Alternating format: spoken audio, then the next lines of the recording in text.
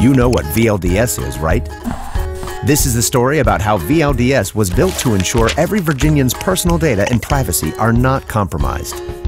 VLDS securely links de-identified data across multiple state agencies without giving up our personal information.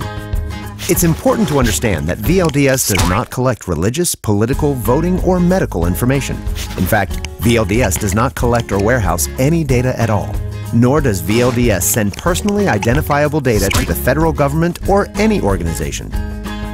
Creating VLDS began with a promise to comply with and exceed all state and federal privacy laws.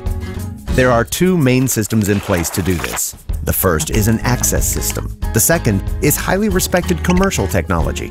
Personally identifiable data never leaves the existing protection of the Commonwealth and is never released to researchers. So how does VLDS anonymously merge data without private data leaving the agencies? With an extremely complex and proven technology. Here's how it works. Meet Viviana. She graduated high school in 2011 and then from an in-state university in 2015. Here is Viviana's data in two of Virginia's state education and workforce agencies. Let's find out how VLDS merges Viviana's personal data from two separate agencies without exposing privacy. Let's say an agency-approved university researcher wants data on how well a group of high school students were prepared for college. And Viviana's high school and college records are part of the large group needed for the research. Virginia agencies and VLDS divide the matching and research into separate processes so that personally identifiable data is never released. In fact, VLDS never stores personally identifiable information. Never. Using sophisticated matching software, Virginia is able to identify Viviana in each database using a non-identifiable number, and then separately, using VLDS, bring Viviana's anonymous data together for research without ever compromising or releasing her personal information. Now we have a data set that includes de-identified merged records across multiple agencies. This is security through a de-identified federated architecture. None of the identifiable data leaves the agencies, and no personally identifiable information is ever released, period.